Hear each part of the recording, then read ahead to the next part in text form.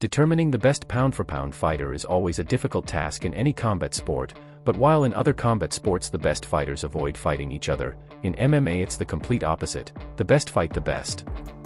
This is one of the main reasons why the sport has become so popular over the past few years, and why you will very rarely see a fighter with an undefeated record, contrary to sports like boxing. Welcome to Who's Number 1. In this video, we are going to count down the top 10 MMA fighters in the world, explaining why each fighter deserves their spot on this list. But before starting, let us know who you think is going to be number 1. Think it through, because this time it is not as clear as it may seem. Now, with that said, let's get to it. Number 10, Alexander Pantoja. Alexander Pantoja finally got his championship opportunity just a few days ago, and he didn't blow it. The Brazilian earned his spot on this list after defeating UFC flyweight champion Brandon Moreno to become the new king in the division, marking his third win over the Mexican. Pantoja had beaten some of the world's best flyweights before his title bout, but after this feat, he has finally demonstrated that he is one of the best pound-for-pound fighters in the world at 33 years old and with a record of 26 wins and 5 losses. Number 9, Max Holloway.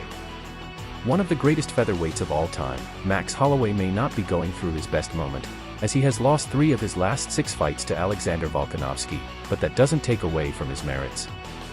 Holloway reigned the featherweight division from 2016 to 2019, has a record of 24 wins and 7 losses, and is one of the greatest strikers ever.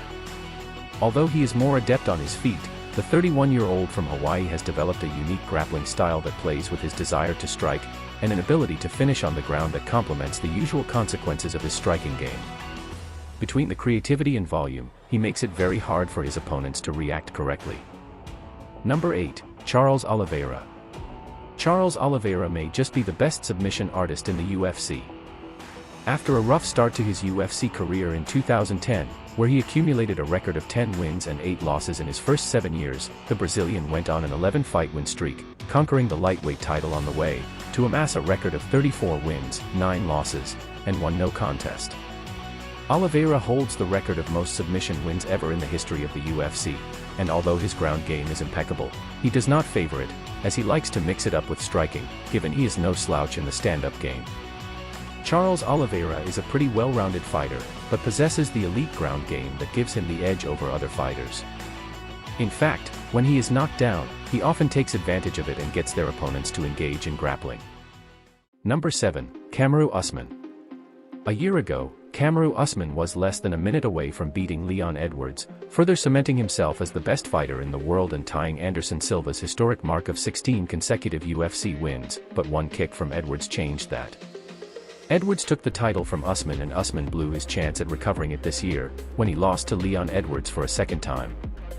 This 2-loss streak to Edwards has hurt Usman's legacy, and even though he is still one of the best fighters in the world, he is not number 1 anymore. The Nigerian currently holds a record of 20 wins and 3 losses, and he became the welterweight champion in 2019 after defeating the prior champion Tyron Woodley, successfully defending the title 5 times before eventually losing it to Leon Edwards in 2022. Number 6, Aljamain Sterling. Aljamain Sterling is one of the most controversial figures in MMA today. He defeated bantamweight champion Petr Yan in 2021 to become the first person in history to win a UFC title by disqualification, owing to an illegal knee from the Russian. Many seem to think that whilst Yan's knee was clearly illegal, the bout should have been called a no contest, and thus the title should not have changed hands. Controversies aside, Aljamain Sterling deserves more respect than he seems to get from the general public. The fact is that Aljamain Sterling is the bantamweight champion of the world, he has a 9-fight win streak, and has had the most successful title defenses ever in the bantamweight division, with 3. The 33-year-old, who has a record of 23 wins and 3 losses, is without a doubt one of the finest pound-for-pound fighters in MMA today. Number 5, Leon Edwards. Leon Edwards has been under the radar for some years, but after performing 2 amazing victories over Kamaru Usman, who was considered the best fighter in the world, he has cemented his place as one of the top UFC fighters. Edwards is the current UFC welterweight champion of the world after defeating Kamaru Usman for the title in 2022 and defending it against him in 2023. The Jamaican, who is now 31 years old, sports a professional record of 21 wins, 3 losses, and 1 no contest. Standing at 6'2" and weighing 170 pounds, Edwards has a great frame for the 170-pound division and builds on those physical gifts with a great distance and clinch striking game. He has exceptional wrestling and Brazilian Jiu-Jitsu skills as well as a strong Muay Thai base. Number 4. Israel Adesanya.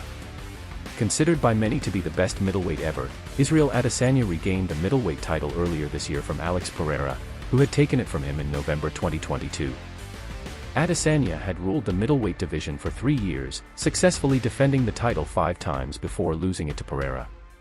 The last stylebender signed with the UFC in 2017, starting a career in mixed martial arts after being bullied as a kid, to become one of the finest pound-for-pound mixed martial artists in the world, holding a record of 24 wins and 2 losses.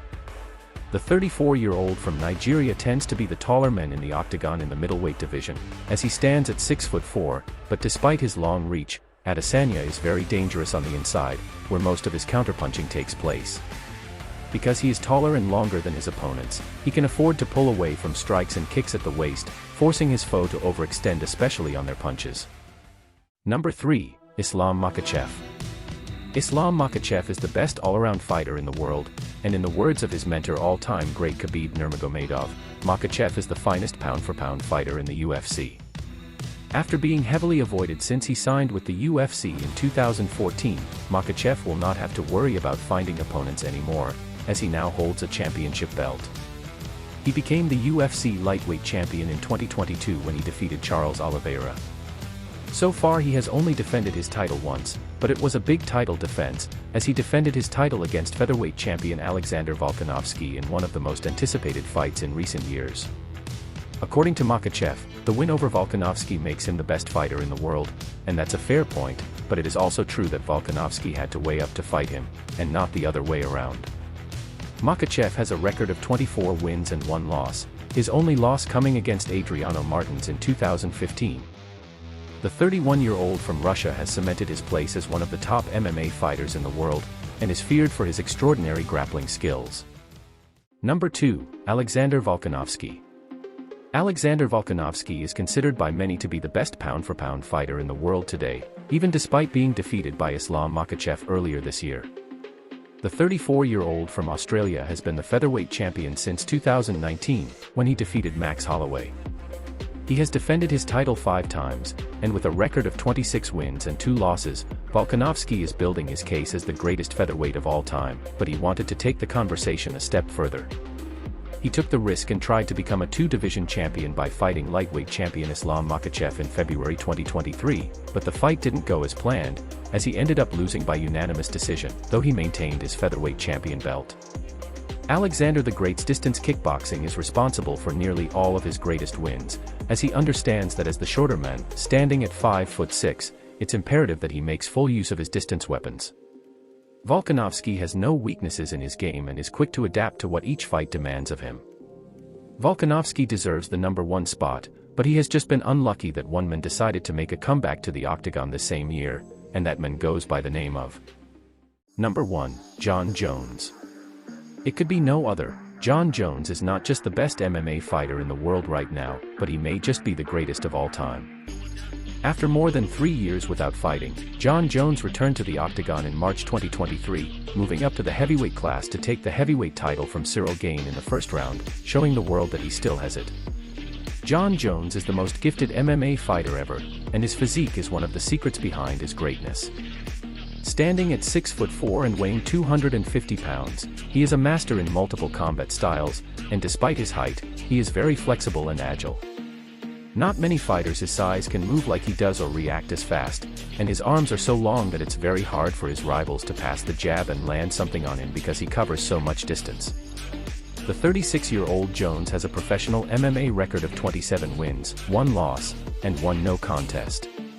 Despite his record saying otherwise, Jones has never actually been defeated, as his only loss came via disqualification by throwing illegal elbows against Matt Hamill. No fighter can claim that he has defeated Jon Jones, even if his record is not a perfect 0-1, and for that, and everything we have said, Jon Jones is the number 1 MMA fighter in the world. So with that we reach the end of the video. Do you agree with our number 1 pick?